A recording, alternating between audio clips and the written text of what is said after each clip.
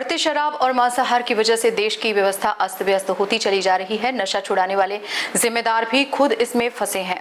नमस्कार, जय गुरुदेव संदेश उज्जैन न्यूज चैनल में आपका स्वागत है। आपके साथ मैं हूं सिमरन कौर। इस समय के पूरे समृद्ध संत सदगुरु दुखहर्ता उज्जैन वाले बाबा उमाकांत जी महाराज ने अधिकृत यूट्यूब चैनल जय गुरुदेव यूकेएम पर लाइव प्रसारित संदेश में बताया कि मांस का असर बुद्धि के ऊपर पड़ता है। अब तो लोग ध्यान में प्रभु की बजाय दुनिया की चीजों का, रुपया पैसा का, आदमी औरत को पाने का लगाने लग गए हैं। दुविधा में दोनों गई माया, मिली न राम, अधर में लटके हुए हैं। उन्होंने बताया देश को पीएम, सीएम, डीएम और समाज को ऋषि मुनि संत महात्मा चलाते हैं। धर्मपरायण भारत देश से मानव धर्म खत्म होता चला जा रहा है।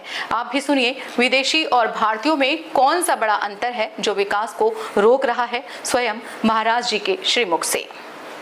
लेकिन अब जब खाने को नहीं मिलता और आदत बन गई, जैसे इस समय आदत बन गई मांसाहारियों की, यहाँ पे मांस न मिले तो आदमी को ही मार करके वे खाने लग जाएंगे। जिनकी मांस के बगैर पेट नहीं भरता है, जिनका मांस के बगैर शरीर नहीं चलता है, उनको तो चाहिए। रात को 2 बजे पहुंचे होटलों में, बोले मांस लाओ, मांस के बगैर हमारा चलेगा नहीं। अब कहाँ से लाओ?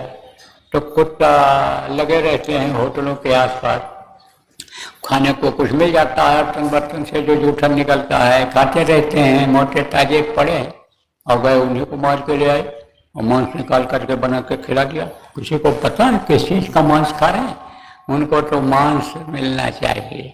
मांस के बगैर पेट नहीं भर सकता है, मांस के बगैर जबान का स्वाद खराब लगता है।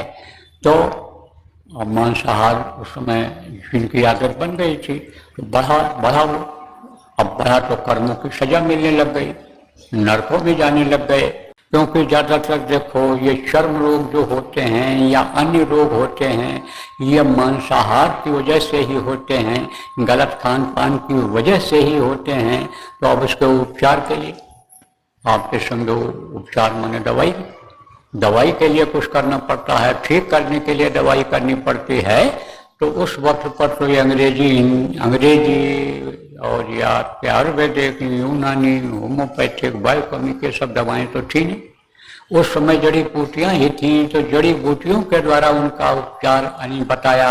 उन लोगों ने स्वस्थ रहने के लिए बताया, बहुत सारी शिक्षाएं दी उनको। और जब आचार विचार आहार व्यवहार सही हो गया तो स्वस्थ लोग रहने लग गए। तो वैदिक काल आया था, एक वैदिक काल इतिहास में आया था, पढ़ते हैं बच्चे वैदिक काल। उस वक्त पर शाकाहार बहुत बड़ा था, बहुत बड़ा शाकाहार, और ये शाकाहार पूरे विश्व में फैला था। लेकिन उसके बाद में जो भी कोई बाद में आए, उन्होंने कोई इस पर ज्यादा जोर नहीं दिया है, ज्यादा जोर नहीं दिया है। तब तक आप क्या आ गया ये मिलेच्छों का राज कहा जाता है। वो जो जिनको कोई भारतीय संस्कृति आती नहीं थी, वो लोग आए। तो उसकी वजह से यानी समझो कि भक्षाभक्ष बहुत बढ़ गया, ये मांसाहार बहुत बढ़ गया।